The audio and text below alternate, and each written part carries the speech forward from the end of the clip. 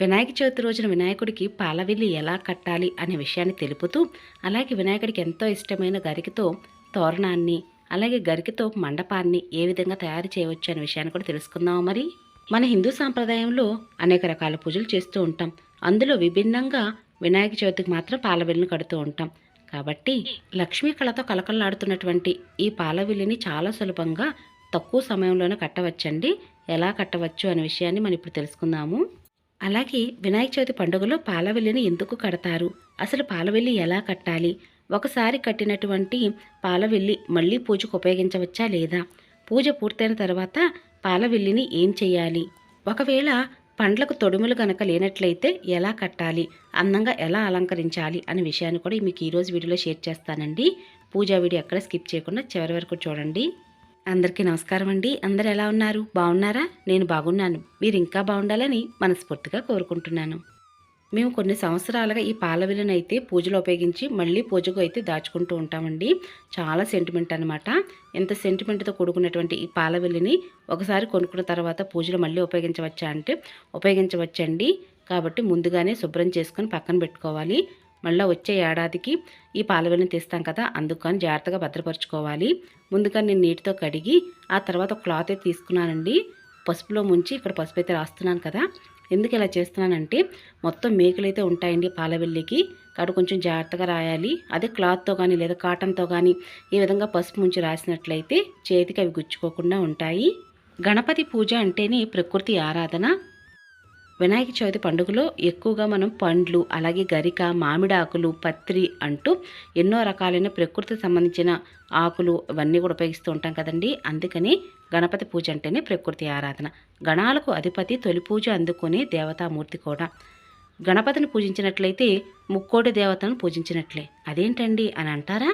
మనం ఏ పూజ చేసినా సరే ముందుగా ఆదిదేవుడైన వినాయకుడికి పూజ చేస్తాం కదా, అందుకని అలా అన్నారు. పాలవెల్లికి నిండుగా పసుపు రాసిన తర్వాత కుంకుమ బొట్లతో ఇంకా వరిపిండి బొట్లతో అలంకరణ చేసుకోవాలి. ఇలా ముందు రోజే సిద్ధం చేసుకోవచ్చు అంటే సిద్ధం చేసుకోవచ్చండి. ఇలా ముందు రోజే సిద్ధం చేసుకోవటం వల్ల మనకి వినాయక చవితి పండుగ రోజున టైం కూడా సేవ్ అవుతుంది.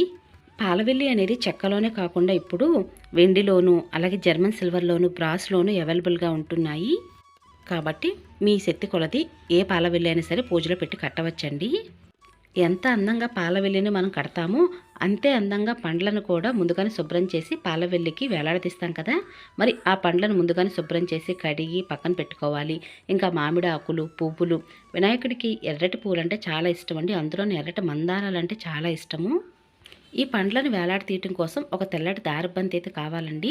ఇందుకోసం ఎన్ని పోగులను వేయాలని అయితే ఏమీ లేదు. 2 దారాలు తీసుకొని దానికి నిండుగా పసుపు రాసి ముందుగా యాపిల్ అయితే కడుతున్నానండి. దీనికి తొడుము ఉంది కాబట్టి తొడుము ఉన్నటువంటి యాపిల్ పక్కన పెట్టేస్తున్నాను. తొడుము లేని ఈ బత్తాకాయ చూడండి ఎలా కట్టాలో చూద్దాము.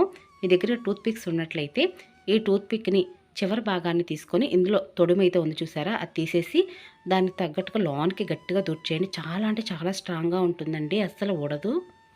పండ్లకి ఇలా తొడుము లేదని బాధపడకుండా మనమే తొడుము తయారు చేసుకుని దానికి ముందుగా పసుపు దారం కట్టి ఆ తర్వాత చివరి భాగంలో సూదిని ఇలా గుచ్చుకుని పువ్వులతో అలంకరణ చేస్తున్నానండి.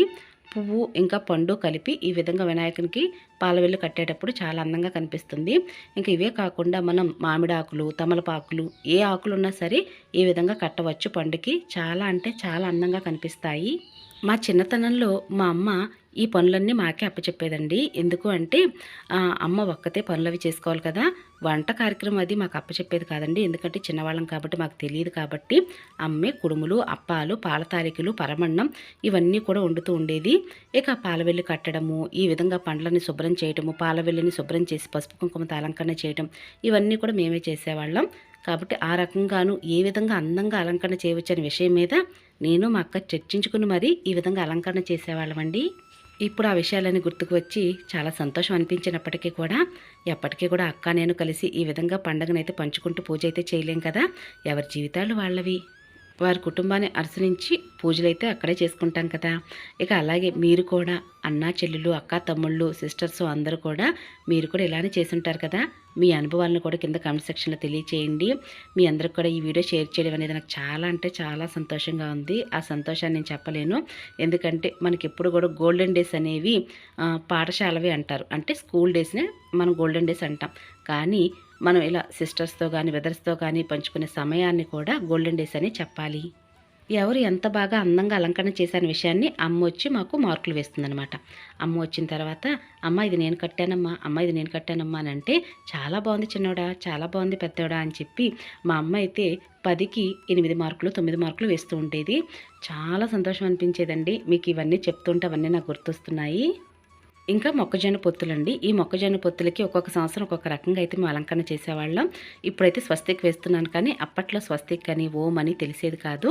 మేము ఏం చేసేవాళ్ళం అంటే ఎర్రటి బొట్లని ఇలాగ కుంకుమలో తడిపి మొత్తం అంతా కూడా బొట్లు పెట్టేసేవాళ్ళం అనమాట.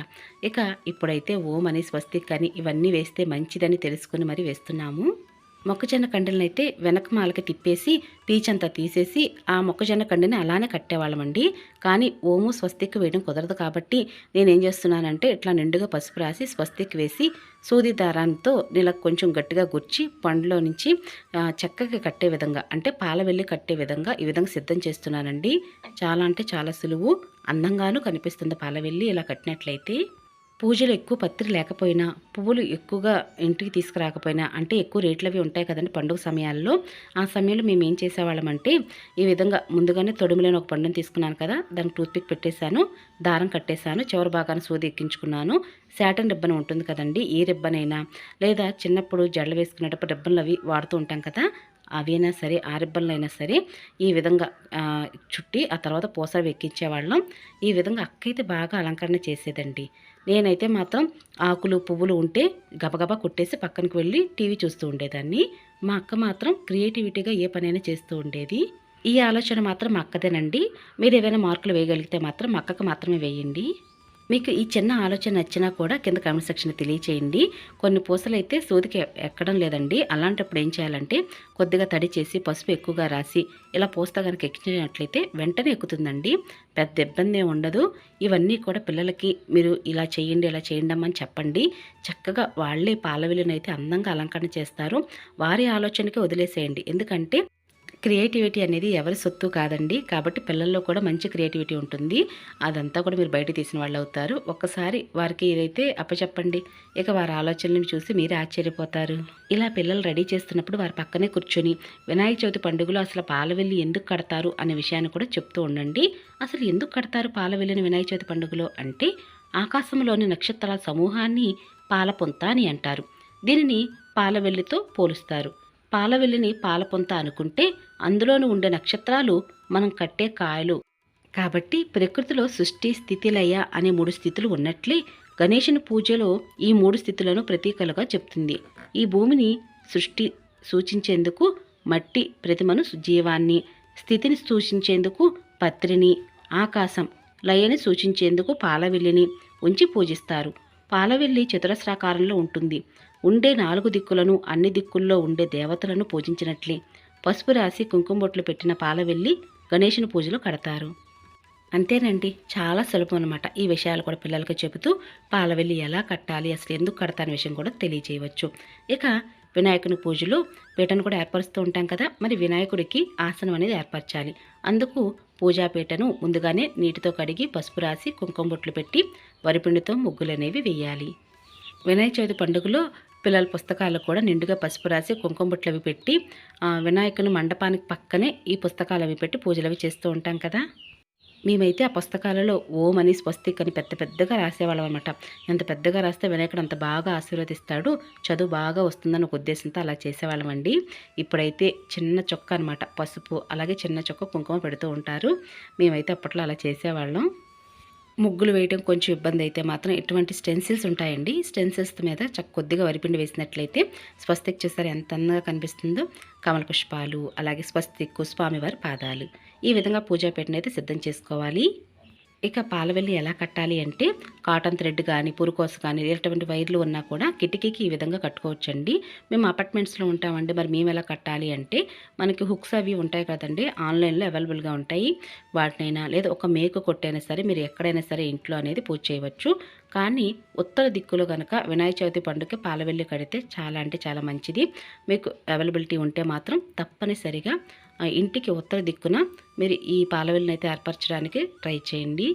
పాలవెల్లికి తాళ్ళు కట్టి దాని కిటికీ కట్టడం అనేది మా నాన్నగారి పని అనమాట. ఒక్కోసారి కిటికీ కట్టేవాళ్ళం, లేదంటే ఇంటి మధ్యలో ఉత్తరం వైపుగా మేకు కొట్టి గోడకి ఆ మేక్కి వేలాడదీసేవాళ్ళం అండి. ఇప్పుడంటే అపార్ట్మెంట్స్లో ఏమి అంటే ఇలా మేకులు అవి కొట్టకూడదని చెప్తూ ఉన్నారు కాబట్టి హుక్స్ అనేవి మనకి ఆన్లైన్లో అవైలబుల్గా ఉంటాయి. ఆ హుక్స్ అయినా పెట్టుకొని చక్కగా కట్టుకోవచ్చు. చాలా అంటే చాలా స్ట్రాంగ్గా ఉంటాయి. ఇక్కడ మీరు చూస్తున్నది ఇవి మర్రి ఆకులండి. మర్రి ఆకులు, మామిడి ఆకులు, తమలపాకులు ఇలాంటివి ఏవైనా సరే ఈ విధంగా తాళ్ళు కనిపించకుండా అందంగా ఉండాలి అంటే మాత్రం ఇటువంటి ఆకులన్నింటిని కూడా ఇలా పించేసుకోవచ్చు. అయితే పూజలు ఎక్కువగా పత్రి ఉపయోగిస్తూ ఉంటాం కదండి. 21 పత్రితోటి వినాయకుని పూజలు అది చేస్తూ ఉంటాము. పత్రితో పాటుగా గరికి కూడా కొంచెం ఎక్కువగా తెచ్చుకోండి. ఎక్కువగా తెచ్చుకున్నట్లయితే ముందు రోజు ఇలా సిద్ధం చేసుకోవచ్చు. గరికిని అంతటిని కూడా ఒక దగ్గరగా తీసుకొచ్చి రౌండ్ షేప్లో పెట్టుకోవటం, లేదా ఒకే లైన్గా పెట్టుకోవడం వల్ల ఏమవుతుందంటే మీకు గరికి అనేది మాల కట్టడానికి ఈజీగా ఉంటుంది, లేదా మండపానికి అందంగా అలంకరణ చేయడానికి బాగుంటుంది. కొద్దిపాటి గరికతోనే వినాయకుని పూజ చేస్తేనే అత్యంత ప్రీతికరంగా భావిస్తూ ఉంటాడు వినాయకుడు.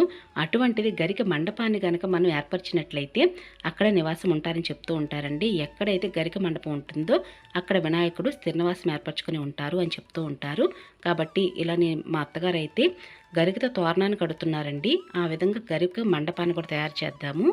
ఈ వీడియో పూర్తిగా ఇక్కడ వరకు చూసారంటే వీడియో మీకు అంతా ఇంత నచ్చే ఉంటుంది. తప్పనిసరిగా వీడియో లైక్ చేయండి. అలాగే మీరు వీడియో చూసిన ప్రతి ఒక్కరికి కూడా మా ఐడియాస్ ఏమైనా నచ్చినట్లయితే కింద కామెంట్ సెక్షన్లో తెలియచేయండి. ఇలా తెలియజేయడం ద్వారా మరిన్ని వీడియోస్ చేయడానికి నాకు ప్రోత్సాహకరంగా ఉంటుంది. మీ అభిప్రాయానికి, మీ ఆలోచనలకి నేను చాలా అంటే చాలా విలువిస్తానండి. కాబట్టి మీలో ఎవరైనా సరే మీ దగ్గర ఉన్నటువంటి ఐడియాస్ అన్నిటిని కూడా పాలవెల్లి ఎలా కట్టాలి విషయాన్ని మాకు కామెంట్స్ ద్వారా తెలియచేయండి.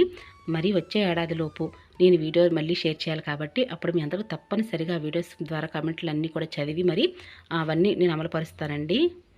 అలాగే గరిక మండపం అని చెప్పాను కదండి. ఇప్పుడు గరిక తోరణం అయితే కట్టేశాను.